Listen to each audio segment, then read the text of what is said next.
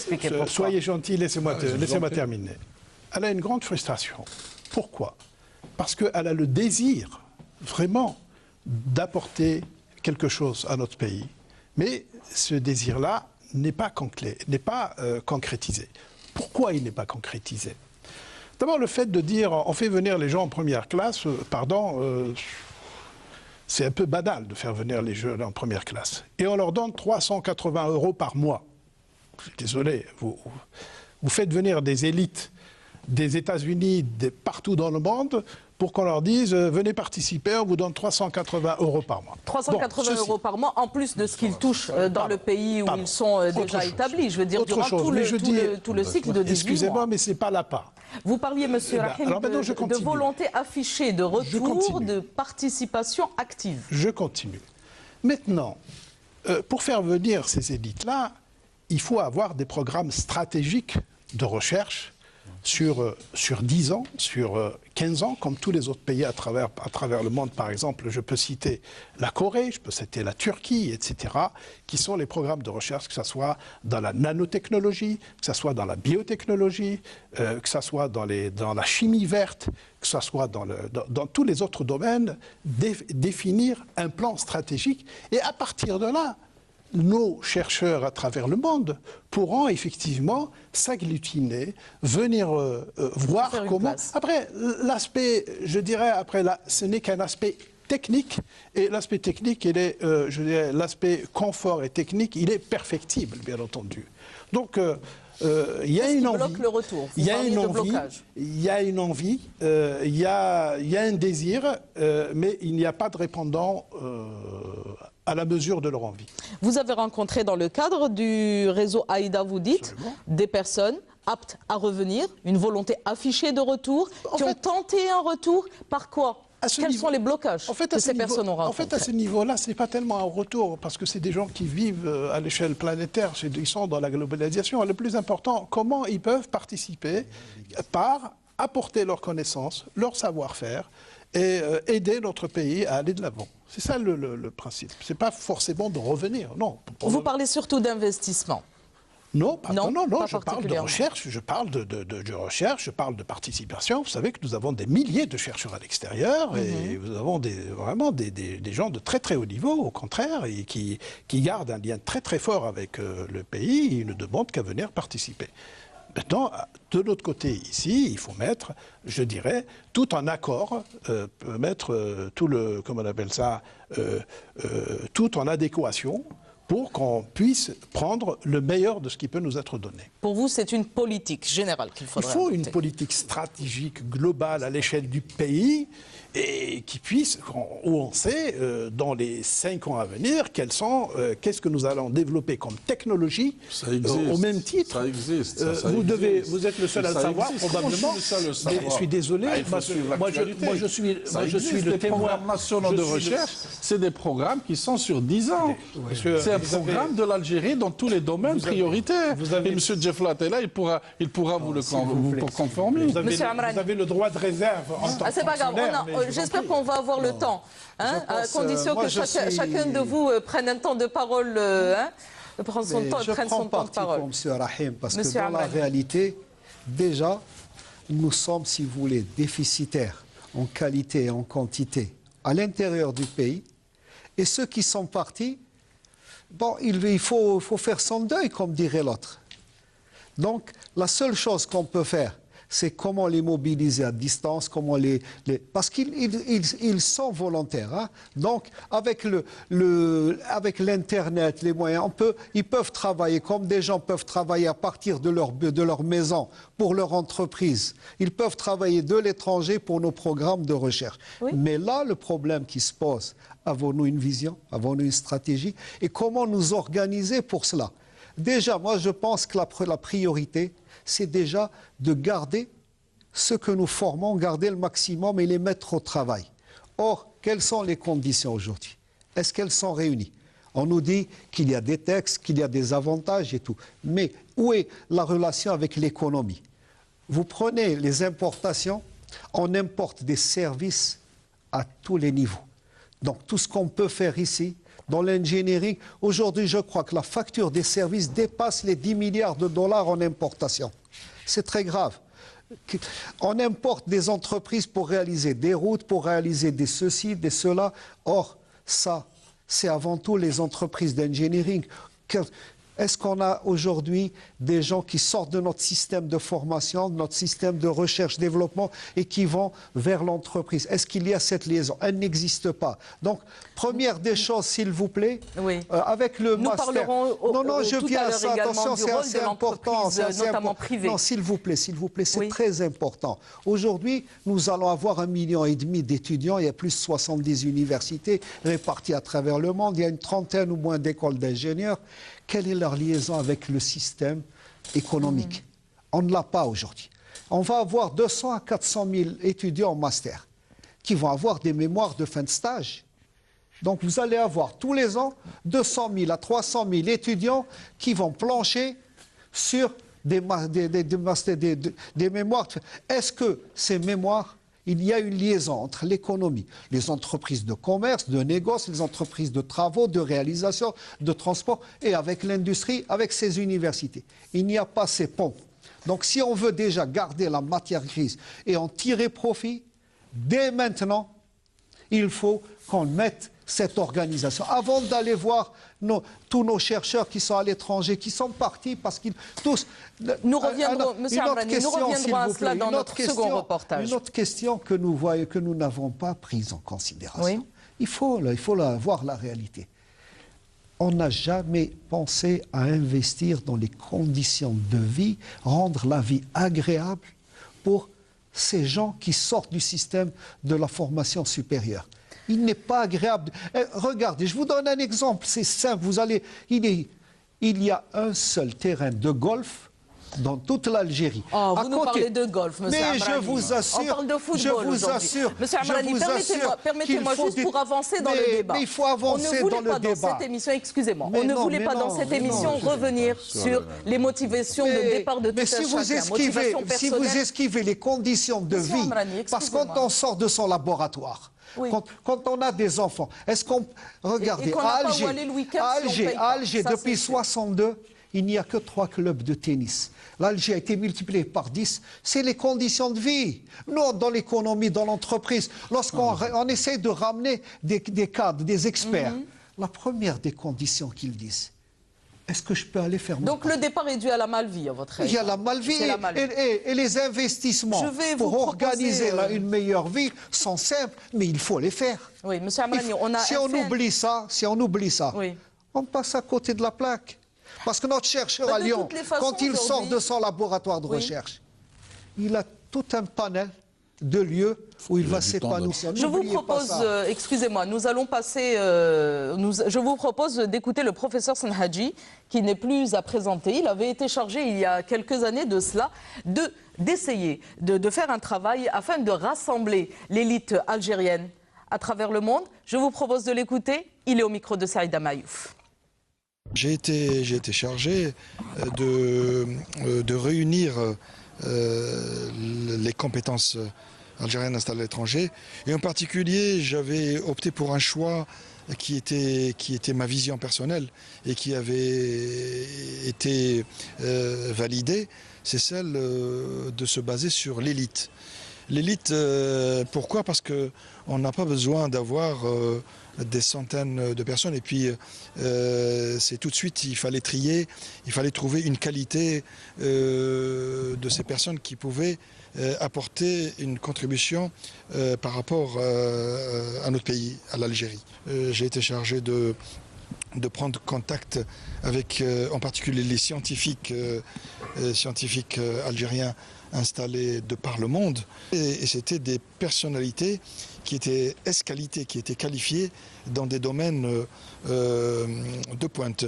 Ce projet, en fait, tel que je l'avais présenté à l'époque, il avait pour mission d'essayer donc de répertorier ces compétences de très haut niveau de mettre sur une carte de géographie, une carte du monde sous forme d'un planisphère.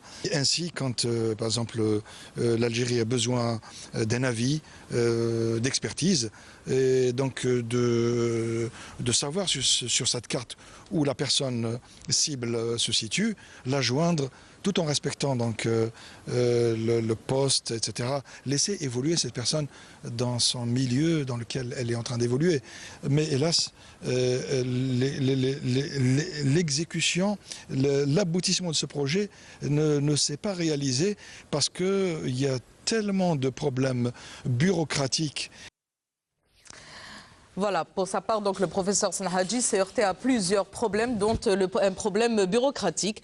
Monsieur Rahim, il y a eu plusieurs tentatives de ramener l'élite algérienne à travers le temps. Hein. En Algérie, plusieurs premiers ministres ou chefs de gouvernement ont fait de telles tentatives. Monsieur Senhadji, c'était seulement en 2004. Hein. Mais vous faites partie également de cette génération d'Algériens qui est revenue à la fin des années 80, début 90, hein, 92, je crois. Vous êtes revenu à investir en Algérie. 94, 95, les moments les plus difficiles. Oui, tout est en votre honneur. Donc vous êtes revenu aussi grâce à l'une des tentatives des gouvernements algériens, donc, de faire revenir cette élite. Parlez-nous de votre expérience. Oui, mais à cette époque, effectivement, 92-94, le gouvernement de cette époque avait dépêché, il avait fait un roadshow à travers un certain nombre de pays du monde où il y avait donc la présence de la diaspora. Ils sont venus nous expliquer que le pays avait besoin de nous et que le pays traversait une période très, très, très difficile. Ils sont venus faire vibrer un peu cette corde nationaliste que nous avons en nous. Ils nous l'ont fait vibrer, effectivement, et je suis venu dans ce cadre-là. Et on s'est dit, d'ailleurs, il n'y a pas de raison qu'on ne vienne pas, d'autant plus que nos aînés, nos parents, ils ont donné leur vie pour nous avoir un pays. Et nous, maintenant que nous sommes bien installés, et que nous avions réussi ailleurs, il n'y a pas de raison qu'on tourne des talents à notre pays. Et c'était dans cette condition la plus difficile qu'on a senti effectivement c'est maintenant qu'il faut aller. Ce n'est pas quand ça va très bien pour tout le monde. Bon, vous avez eu le courage de revenir à l'époque? Nous n'avons pas le courage, le devoir de venir. Parce que c'est plus un devoir qu'un courage. Oui, parce que notre pays avait besoin de nous. On est venu. Bon, ça n'a pas été facile du tout et c'est toujours pas facile. C'est l'administration. On n'arrive pas à faire. Vous savez, tout paraît possible, mais dès que vous rentrez dans le détail, tout devient impossible. Ah, vous voulez dire que vous n'avez pas eu le tapis rouge en une seule... Nous avons eu un tapis beaucoup plus avec des clous qu'autre chose, mais je vous dis, on n'était pas venu là pour avoir le tapis rouge. On était là par devoir, il faut le faire, c'est notre pays, il faut le construire, et nous sommes là en train de le construire avec énormément et beaucoup de difficultés. Mais ce n'est pas ça qui va nous décourager. C'est ce que je dis aussi à nos compatriotes de la diaspora à travers le monde. On me dit, mais on est venu, on a essayé, ça n'a pas marché. Oui, mais je dis, ça n'a pas marché. Et il faut venir en Algérie, non pas par l'appât du gain, mais il faut venir par conviction. Et quand on vient par conviction pour faire quelque chose dans son pays, il est évident qu'aucune difficulté ne puisse résister à cette conviction.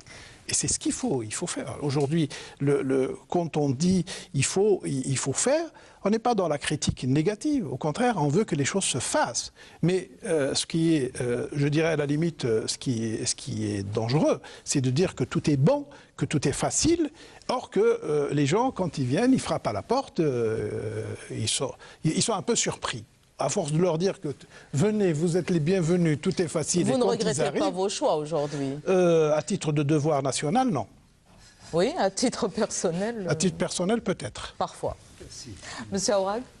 Monsieur, oui. Non, allez-y, monsieur Djeflat. Monsieur Djeflat, vous vouliez réagir à ce que disait... Je voulais juste réagir à la fois à l'entretien que vous avez eu avec le professeur Senhadji et puis remarque de M. Amrani, hein, parce qu'il y a peut-être une part de subjectif, il y a aussi une part d'objectif. Hein. Les pays qui ont réussi à la fois à stabiliser leurs élites, à être performants en matière d'innovation et à réellement faire le saut qualitatif dans la croissance et le développement, sont aussi des pays qui ont eu une approche systémique de l'ensemble des choses. Il faut savoir que ce n'est pas quelque chose qui se fait, ça se construit. Un système d'innovation, ça se construit. Qui développe l'entrepreneuriat, qui saisit, qui renforce la créativité et qui lui donne la possibilité de se transformer, pas simplement en invention. Parce que ce qui importe aujourd'hui, les brevets, c'est important. Ce qui importe aujourd'hui, c'est est-ce que le système répond aux besoins économiques et sociaux. Et cette approche systémique, eh bien simplement, vous savez, c'est pas très difficile. Vous prenez un acte d'innovation, d'entrepreneuriat, c'est un acte collectif. Il ne demande pas simplement le génie du chercheur, parce que sinon on aurait fait venir tous les génies.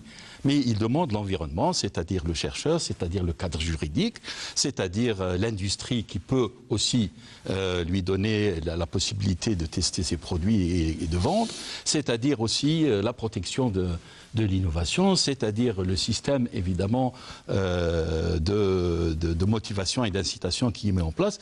Et cette vision systémique, c'est pour ça que je rebondis, c'est vrai que l'université seule, si elle est déconnectée du monde de l'industrie, si elle est déconnectée également du reste du monde de la formation, elle ne peut pas seule faire ce quali. Donc cette approche systémique, c'est pour ça que la personne qui vient ne trouve pas ce système. Il est très important que cette vision systémique, nous avons eu l'honneur et l'opportunité, M. Awad le sait, de tester, de diagnostiquer ce système d'innovation. Système national d'innovation. À 2 reprises, puisque j'ai été appelé à le faire en 2008, avec une aide de l'Union européenne d'ailleurs, et je suis en train de mettre à jour, eh bien, on constate que cette cohérence, cette intégration, cette vision commune, eh bien, est encore à faire, est encore à développer, parce que chaque pôle fonctionne en vase clos, et c'est ça qui fait que, évidemment, lorsque vous passez d'une sphère à l'autre, eh bien, ça coince. Donc, c'est aussi cette vision systémique et cette vision dont parlait aussi M. Rahim, peut-être en d'autres termes, qui est très importante et qu'il faut impérativement et très rapidement reconstituer ce système avec la contribution de tous. Et encore plus au-delà, il faudrait qu'on ait une vision de comment nous allons nous insérer dans cette fameuse économie du savoir qui est absolument incontournable. Parce que notre défi actuel, c'est comment mobiliser le savoir. Si on a une stratégie de mobilisation du savoir, et là je reviens sur ce que disait le professeur Sanhaji, je dis que les frontières de l'Algérie de la connaissance ne s'arrêtent pas aux frontières géographiques. Elle passe par tous les lieux de concentration de savoir. Donc si nous donnons cette vision de l'économie du savoir, ça fait presque, je vous le dis, 8 ans que nous nous battons, à la fois par des rapports, des écrits, etc. Je crois qu'il est temps qu'on réalise que ce n'est pas une menace. C'est au contraire une opportunité que nous permet justement cette possibilité d'avoir des revenus pétroliers qui nous permettent de mobiliser ce concentré de connaissances. Si on a cette vision, peu importe où se trouve la personne, il peut venir par avion, il peut contribuer à distance, il peut rester là. Et puis, il y a aussi peut-être une marge de personnes qui voudraient revenir sincèrement pour s'installer, pour contribuer sur place. Il faut aussi prévoir des mesures pour cela. Donc, ce n'est pas simplement quelque chose de simple. Donc, je remercie. Je voudrais rebondir par rapport à la vision globale. Aujourd'hui, il ne faut pas se leurrer aussi. Il faut aussi voir la réalité telle qu'elle est. Nous n'avons pas des masses d'élite à l'étranger. Ah, vous avez des chiffres? Vous savez, nous avons une base de données aujourd'hui que nous mettons à jour chaque mois. Aujourd'hui, la base de données que nous avons actuellement comporte 1000 personnes qui ont un grade élevé dans des universités ou des structures de recherche à l'étranger qui sont algériens. Maintenant, le nombre de personnes qui sont au top managing, c'est-à-dire qui sont décideurs dans ces pays. Parce que nous avons besoin de ceux qui sont décideurs, qui peuvent faire ce transfert de technologie. Comme il a dit, un chercheur qui est dans un centre de recherche ou dans une université, il faut qu'il demande des autorisations. Il n'est pas libre de faire ce transfert ou de venir en Algérie collaborer et faire. Il faut qu'il soit maître de sa décision et qu'il est incontournable dans son pays. Un Chinois, un Nobel en Chine, peint son laboratoire aux États-Unis avec le drapeau chinois et personne ne lui dit rien parce que s'il contribue de façon importante au développement des États-Unis. Donc le nombre de chercheurs algériens qui ont cette qualité ne dépasse pas la centaine. C'est-à-dire qu'aujourd'hui, le nombre de chercheurs algériens qui peuvent réellement faire un transfert de technologie au vrai sens du terme, du copier-coller en Algérie, ils ne sont pas nombreux. C'est pour ça qu'il faut faire la part des choses. Quand on parle d'élite, ça ne veut pas dire qu'une personne réside à l'étranger, c'est une élite. Ça ne veut pas dire qu'il est à l'étranger, ça veut dire qu'il est hautement qualifié. Nous avons des Algériens qui sont ici, qui sont hautement qualifiés, qui ont été nominés à des prix Nobel. Donc ça veut dire, ça c'est extraordinaire aussi, il faut le dire. Il faut reconnaître qu'en Algérie aussi, nous avons une élite. Et cette élite, elle est elle est bien établie ici. Aujourd'hui, ce que nous demandons, nous avons cette cartographie. Je défie, le ministère de l'Enseignement supérieur défie tout chercheur algérien qui est venu avec un projet structurant pour le pays et auquel nous avons refusé de le mettre en place.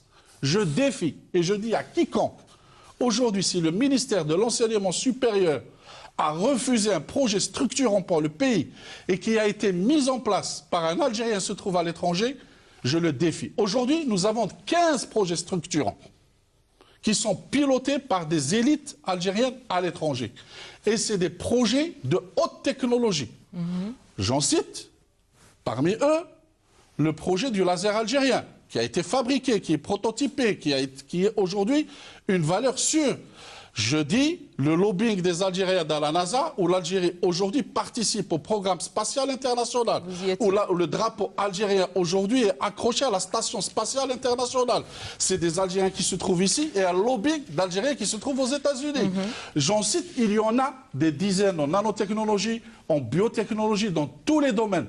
Et donc je défie, encore une fois, tout Algérien qui veut aider son pays et auquel le ministère de l'Enseignement supérieur a refusé de prendre en charge son projet. Vous parlez du moins de la période depuis laquelle vous êtes au ministère, de 2008 à nos jours. Vous parlez des 5 dernières années. Auxquels nous avons refusé, faites-nous part. Monsieur Aoular, si vous dites effectivement il n'y a pas autant de monde, mais pourquoi vous faites tout ce tintamarre dans ces cas-là, allez les chercher pour 100 personnes que vous avez dans le reste du monde? Moi, je dis honnêtement, il faut qualifier. Il faut qualifier. Qu'est-ce que ça veut dire? Si c'est 100 personnes, vous considérez vous les le nombre de chercheurs algériens qui se trouvent en étranger, je dis qu'il y a des milliers. Il y a des milliers de professeurs, il y a des milliers de chercheurs algériens qui se trouvent à l'étranger, qui exercent dans des hôpitaux, qui exercent dans des universités, qui exercent dans des entreprises, étrangères. Mais je dis ceux qui font la différence dans ces pays-là. Ceux qui font la différence. Le problème n'est pas là, s'il vous plaît. Le problème n'est pas là. Le problème, si on veut, il y a notre économie avec son avenir. Comment ces compétences, comment cette économie de la connaissance puisse contribuer au développement de notre pays? Comment faire en sorte que cette matière première humaine, qui est la première des matières, avant le pétrole, avant tout le reste, contribue au développement, à l'amélioration de la condition de vie de tous les citoyens algériens. Parce que c'est des gens qui acquièrent des connaissances à travers les ressources du trésor public. Puisque comment faire en sorte que tout le produit de ce système de formation contribue au développement. Donc là, nous devons aboutir à un diagnostic. Il faut déjà faire un diagnostic stratégique. Pourquoi notre système de formation n'est pas relié à l'économie? Pourquoi l'économie n'est pas satisfaite par le système d'acquisition des connaissances et de formation? Pourquoi cette économie reste atrophiée? Parce qu'elle est atrophiée. Vous voyez, l'industrie, elle est à moins de 5% de la PIB. Regardez les travaux publics, on importe les études, on importe les entreprises. Regardez les grandes réalisations. Regardez la logistique. S'il vous plaît, parce que vous savez, il ne reste même pas 20 minutes de débat. Il faut dire la réalité. Donc, il faut faire ce diagnostic. Donc, il y a d'un côté la formation et la liaison. Comme je l'ai dit tout à l'heure, nous allons avoir 200 à 300 000. Il y a aussi les conditions de vie. Moi, je vous le dis, c'est la pratique. Quand on ramenait des experts étrangers, la première condition pour démarrer une grande usine ou un système complexe de production, Comment mes gosses, où je peux mettre mes gosses à l'école? Ma femme, en dehors du travail, de mon travail, comment elle peut vivre? Moi, le week-end, oui, il y a un tas de conditions. Je vous assure il faut des conditions d'accompagnement et qui sont valables. Si on ne les prend pas en charge dans l'analyse, dans le diagnostic, on sera à côté parce que en dehors du laboratoire, en dehors du bureau d'études, c'est des choses, c'est des investissements beaucoup plus faciles à réaliser que de former un gars pendant un bac plus 7. Donc vous avez parlé du coût. Troisièmement, pour le trésor public. Il n'y a pas, donc je vous ai dit, il y a il y a aussi la considération. Je vous coupe, monsieur Amrani. Vous avez parlé de trésor public, justement. L'éducation et la santé, dans notre pays, nous avons cette chance, hein, monsieur Aourak, c'est que c'est gratuit. Justement, combien coûte la formation d'un Algérien, hein, de l'école primaire jusqu'au cycle universitaire? Parce qu'en général, on ne part qu'avec des bagages, hein, on ne part pas sans. Je ne peux pas vous donner ce chiffre, mais je peux vous dire le nombre de bourses qu'on donne par rapport à... Justement, les bourses, il y a une suppression des bourses. Depuis 1977, où il y a eu le premier plan quadriennal pour la recherche scientifique, l'État algérien envoyait en moyenne 500 personnes en formation à l'étranger, des étudiants essentiellement à l'époque parce qu'il n'y avait pas encore l'algérianisation de l'université. Depuis 2004, la politique a changé et il y a deux types de bourses. On donne 100 bourses pour les étudiants dans les thèmes qui sont en manque en Algérie, parce que nous n'avons pas l'encadrement, et 400 bourses pour les enseignants, avec une obligation qu'aujourd'hui, nous avons 0% de déperdition, il faut le dire aussi. Oui. C'est-à-dire que par rapport aux années 90 et par rapport à aujourd'hui, les choses ont changé. Vous leur faites signer des contrats de retour?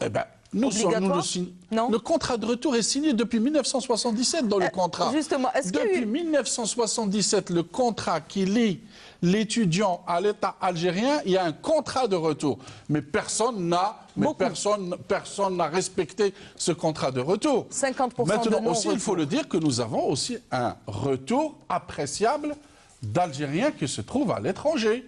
Nous avons deux catégories de personnes qui reviennent en Algérie aujourd'hui. Nous avons les juniors, ceux qui terminent leur thèse, qui passent 2 années en post-doc dans des laboratoires étrangers, et nous avons installé depuis juillet jusqu'à aujourd'hui 110 Algériens de retour de l'étranger dans nos centres de recherche. Vous avez une deuxième catégorie des seniors, oui, d'accord, qui rentrent dans le pays. Nous avons, je vous dis, en 2013, nous avons 110 professeurs d'université du Golfe qui sont revenus dans le pays. Eh bien... Maintenant, nous avons aussi des seniors de haute qualité qui reviennent au pays. Ce sont des dizaines, mais il y a quand même maintenant, la tendance s'est renversée. Ce n'est plus la même tendance dans les années 90, la tendance est renversée. Eh bien... Vous pouvez, je vous assure, oui, si vous allez aujourd'hui dans un centre de recherche, vous allez trouver le nombre de chercheurs qui sont revenus à l'étranger, ils sont de plus en plus importants. Eh bien, c'est très bien, mais la question qu'on se pose aujourd'hui, c'est aussi, est-ce que les conditions sont réunies afin que ces personnes évoluent? Excusez-moi, je vous propose juste un dernier portrait. C'est le portrait édifiant d'une étudiante, d'une Algérienne qui s'est retrouvée aux États-Unis par accident, hein, pour reprendre ses termes. Elle a étudié et travaillé pendant plus de 9 ans et a décidé de revenir au pays. Ses motivations de retour dans ce portrait dressé par Abdelwahab Sadouni.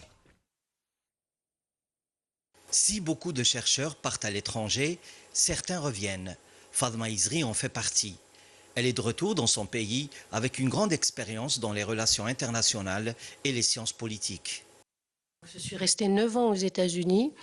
J'ai travaillé à Georgetown. J'ai enseigné l'arabe et le français. J'ai donné des cours de politique étrangère américaine. J'ai fait beaucoup de traductions avec le département de défense, le département de justice et le département d'État. Lorsque vous travaillez pour ces institutions-là, vous avez accès à des informations peut-être qui ne sont pas disponibles à la population. Donc, et ça vous fait réfléchir un petit peu et ça vous ramène vers vous-même et vous vous demandez qui vous êtes et qu'est-ce que vous faites là où vous êtes et où vous aimeriez être, toutes ces questions donc auxquelles la réponse définitive a été de rentrer chez moi. Malgré toutes les opportunités offertes par les universités américaines, Madame Izri a préféré répondre à l'appel du cœur. Nous avons un devoir envers ce pays. C'est vrai que lorsque nous revenons, c'est pour des raisons émotionnelles et personnelles, mais en même temps, c'est l'Algérie qui m'a donné l'opportunité d'étudier aux États-Unis. Ça va vous paraître bizarre parce que j'ai étudié avec mes moyens personnels, mais si je n'avais pas de diplôme quand je suis arrivée aux États-Unis, je n'aurais pas eu l'occasion d'aller faire un autre diplôme dans une grande institution comme Georgetown University. Avec une licence en interprétariat et traduction obtenue à l'Université d'Alger en 1999, elle rejoint 5 ans plus tard l'Université Georgetown à Washington, où elle obtient 2 magistères. Elle fait partie aujourd'hui des rares compétences qui reviennent au pays. Vous savez, ce n'est pas tout le monde qui a la possibilité de revenir aussi. Vous avez mentionné le confort d'abord, mais je ne pense pas que ça soit la raison principale. Il y a des gens qui sont partis pendant des années, qui ont eu des enfants, qui ont grandi dans ces pays-là. Donc le retour pour eux, ce serait un sacrifice de nouveau. Quand ils sont partis, ils se sont sacrifiés. Mais pour revenir et ramener leurs enfants qui ont grandi dans une culture et une société tout à fait différente de la nôtre, ils préfèrent laisser leurs enfants faire le choix de revenir s'ils devaient revenir un jour. Les départs comme les retours, ce n'est jamais facile. Alors, Fatma Izri pense-t-elle à repartir un jour ou songe-t-elle à s'installer définitivement en Algérie? Je vais repartir en vacances, je vais repartir m'occuper de ce que j'ai laissé derrière moi, mais je ne pense pas, donc dans l'état d'esprit dans lequel je me trouve actuellement, je ne pense pas m'exiler de nouveau. J'utilise le terme m'exiler parce que c'est comme ça que je le ressens. Je préfère rester avec les miens, chez moi, dans mon pays, faire ce que je peux. Je ne vais pas changer le monde, mais je vais au moins y apporter ma participation, déjà pour une satisfaction personnelle, parce que c'est une volonté très, très, très profonde, très forte que je ressens. Donc, je ne pense pas repartir. Depuis son retour il y a moins d'1 an, Madame Izri enseigne l'anglais, fait des traductions, continue ses recherches en attendant d'obtenir les équivalences de ses diplômes américains qui tardent à venir. Ah oui, les équivalences, en effet, hein, beaucoup d'étudiants algériens souffrent de cela. Pourquoi y a-t-il autant de lenteur pour les équivalences, Monsieur Aourag? Je vais vous expliquer. Enfin, juste en 2 mots, hein, parce que ce n'est pas le thème du jour, juste pour qu'on revienne. La polémique qui est posée aujourd'hui par rapport aux équivalences. Vous savez, l'enseignement supérieur a vécu aussi des réformes et des réformes tout au long de la vie. Auparavant, ceux qui étaient titulaires d'un doctorat, d'accord, étaient automatiquement, d'accord, il y avait ce que nous appelons le doctorat d'État. Et donc le doctorat d'État donnait directement l'équivalence pour aller faire maître de conférence. On est automatiquement classé dans le grade de maître de conférence. Depuis quelque temps, donc il y a eu une réforme, d'accord, le doctorat d'État n'existe plus en Algérie. Il existe le doctorat comme partout dans le monde, d'accord? Donc, mais avec le doctorat comme partout dans le monde, d'accord, on est recruté, d'accord, dans le grade de maître de conférence B, d'accord? Ensuite, il y a une habilitation pour être habilité à diriger des recherches. Ça se passe partout dans le monde de cette façon-là. Alors, ce qui est aujourd'hui, ça veut dire que ces gens qui reviennent de l'étranger, d'accord, ils demandent à avoir l'équivalence du doctorat d'État, donc il va passer directement dans le grade de maître de conférence A. Ceci n'est pas applicable pour les Algériens qui sont ici, parce que ceci n'existe pas en Algérie. Donc on ne peut pas leur donner une équivalence d'un diplôme qui n'existe plus en Algérie. Donc qu'est-ce qu'on leur demande de faire? Ils viennent, on leur donne automatiquement une équivalence de maître de conférence B, d'accord? Donc ils sont recrutés ou un maître de recherche B dans un centre de recherche, et après 1 année, d'accord, ils sont titularisés, ils passent une habilitation, et ils progressent donc catégoriquement. Sauf pour ceux qui sont dans le grade de professeur. Et je le dis encore une fois, ceux qui sont titulaires d'un poste de professeur dans une université étrangère, quelle que soit l'université étrangère, on garde leur position en Algérie. Ils auront le même droit en Algérie. Donc ça veut dire que des personnes qui exerçaient librement dans des universités qui n'avaient pas le grade de professeurs sont obligés de passer par l'équivalence pour reconnaître un peu par rapport à leur carrière, par rapport à l'expérience, où les placer. Mais je redis encore une fois, tout titulaire d'une position de professeur dans n'importe quel pays du monde, quand il revient dans le pays, il garde les mêmes avantages. Il n'a pas besoin d'équivalence. Il garde les mêmes avantages. Très voilà bien. En attendant, Madame Fadma Izri, dont nous venons de voir le portrait, enseigne dans une petite école privée. Elle enseigne l'anglais alors qu'elle est interprète, détentrice de magistère. Ah oui, mais ça ne veut pas dire qu'on a un diplôme d'études supérieures, qu'on a droit à être professeur dans une université. En tous les cas, dès son retour en Algérie, Georgetown University lui a donné 2 autres travaux à effectuer en Algérie. Ça ne veut rien dire. Oui, non, je voulais dire, avec tous les respects, c'est bien sûr que la position du ministère est importante, parce que c'est ça le système législatif et réglementaire, qui est important et qui fait partie intégrante du système dans sa globalité. Mais simplement, les problèmes, c'est aussi au niveau micro, c'est-à-dire pas simplement au niveau macro. Est-ce que les équipes locales, est-ce que les universités, est-ce que les collègues sont prêts à intégrer, lorsque quelqu'un se présente à une université où il présente un projet, à l'intégrer et à en faire partie et à se l'approprier? Moi, je crois que un des gros problèmes, en tout cas, ce que nous avons comme expérience, il y a eu des projets qu'on a essayés sans aller au ministère, parce qu'on est avec des universités. Eh bien, on n'a pas pu les faire aboutir, pas ça parce que le ministère nous l'a refusé ou quoi que ce soit. Dans le cadre de MagTech. Oui, mais je parle je parle de beaucoup parce que j'écoute. Il n'y a pas que moi. Oui. Je suis à l'écoute aussi de mes collègues qui hésitent, comme je vous disais. Il y a toute cette partie d'hésitants et malheureusement qui se rétrécit parce que d'hésitants on ferme après la porte. On n'est plus intéressé. C'est ça parce que ce qui est plus grave, je disais, c'est que cette partie de gens qui sont de notre profil, eh bien, elle est en train de s'amenuiser. Et si on ne saisit pas maintenant l'occasion, pendant qu'ils ont cette volonté encore active et avant la frustration majeure, et ça ne va pas, c'est une question d'une décennie. Cette partie, eh bien, les hésitants, il suffit qu'il y ait des accros au niveau des équipes au niveau local pour que ça y est, ils changent complètement d'optique et d'engager complètement dans la construction du pays, il développe un discours et une position qui est parfois, malheureusement, tout à fait négative. Et je crois que c'est quand on veut que ces retours soient optimisés, il faut diagnostiquer le problème depuis le ministère jusqu'à ce qui se passe au niveau des universités, au niveau des facultés, au niveau des labos. Pourquoi cette résistance? Et j'en profite pour mettre le pied aussi dans le plat. Je ne pense pas que ça soit commode d'opposer élite ici, élite à l'extérieur. Ça, c'est un discours qui a peut-être prévalu. Il y a eu des conditions difficiles que l'Algérie a traversées, qui a incité des gens à partir et tout.